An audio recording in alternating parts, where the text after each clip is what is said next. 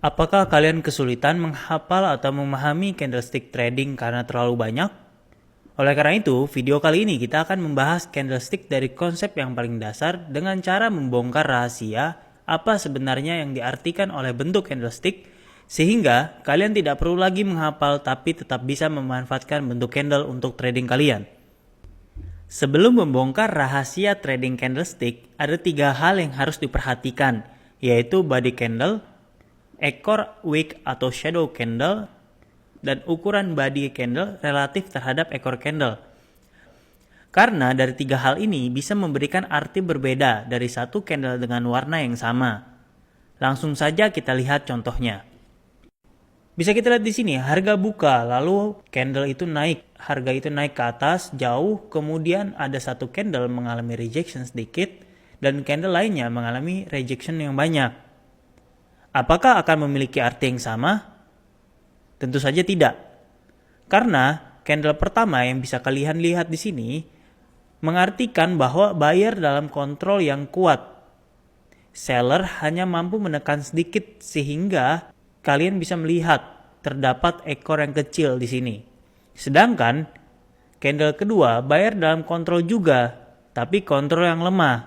Karena seller berhasil menekan kembali buyer yang cukup jauh. Bisa kalian lihat di sini ekornya sangat panjang. Walaupun sama-sama berwarna hijau, tapi mengartikan 2 hal yang berbeda di sini. Mari kita lihat contoh lainnya. Sekarang kita lihat contoh candle seperti ini. Candle 3 kita sebut ya. Di sini, apakah buyer memiliki kontrol yang lemah atau kuat? Di candle 3 ini memang benar candle hijau, tapi karena body dan ekor sama-sama kecil, bisa kita katakan keadaan ini disebut dengan keadaan statis atau cenderung tidak memberikan sinyal apapun, atau sering disebut dengan indecision. Karena buyer dan seller sama-sama sedang tidak ada kekuatan. Berikutnya, contoh berikutnya bisa kita lihat di sini adalah candle 4. Apakah sama dengan candle 2 yang buyer lemah? Sekarang kita ilustrasikan. Pertama candle open, kemudian turun, dan lalu harga naik kembali. Maka jelas di sini buyer kuat dengan menekan kembali seller yang sudah turun tadi sebelum close candle terjadi.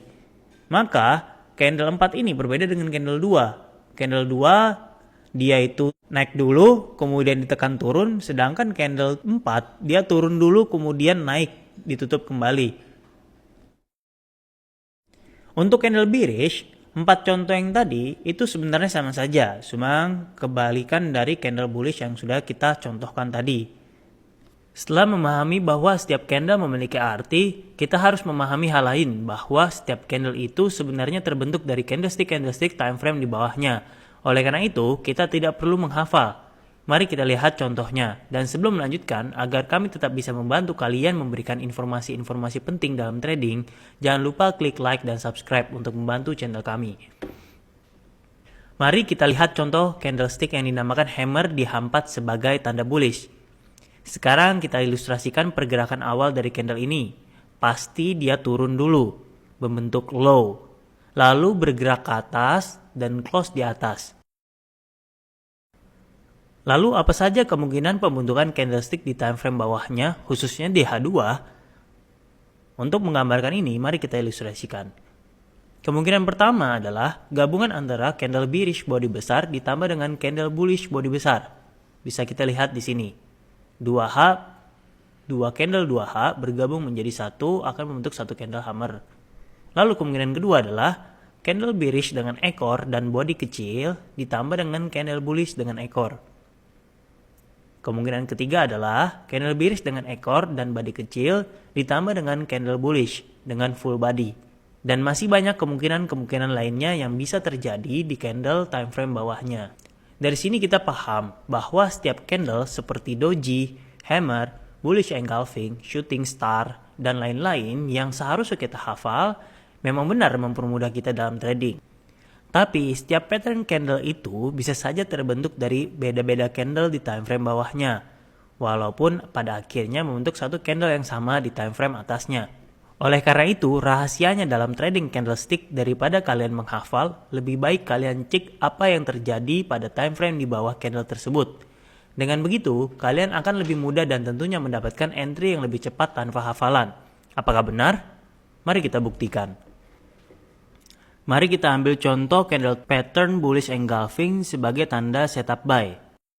Pertama, tentukan daerah key level support dan resisten di time frame daily. Dari video sebelumnya, menggunakan kriteria tinggi dan rendah, bisa kita mengetahui bahwa level support berada di swing low bagian ini.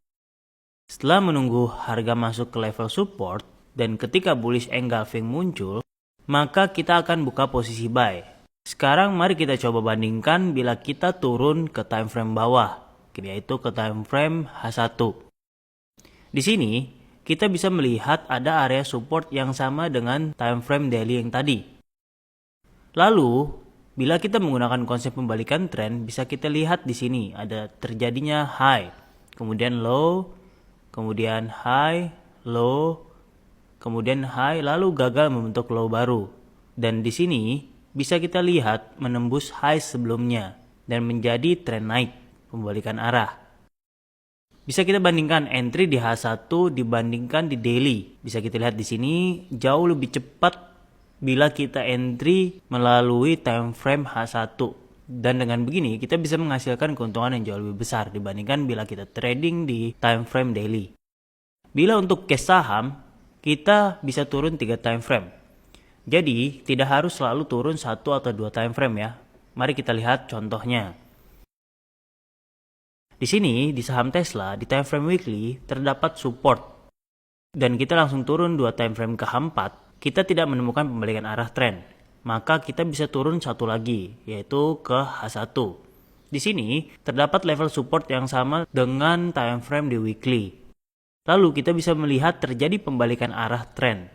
Bisa kita bandingkan entry di weekly dengan bullish engulfing, maka di sini. Lalu bila kita entry di H1, posisinya di sini. Bisa kita bandingkan sangat jauh perbedaannya. H1 jauh lebih cepat. Kemudian untuk membuktikan bahwa menghafal itu tidak terlalu penting, bisa kita mengambil contoh yang baru, yaitu sekarang kita bahas tentang doji. Seperti yang kita ketahui dengan teori bahwa doji sebagai awal pembalikan arah tren pada downtrend atau pada uptrend. Tapi pertanyaannya apakah selalu seperti itu? Mari kita lihat contohnya. Bisa kita lihat di sini, doji pertama gagal berbalik arah, tapi malah tembus terus. Tapi uniknya doji kedua berhasil melakukan pembalikan arah menjadi uptrend.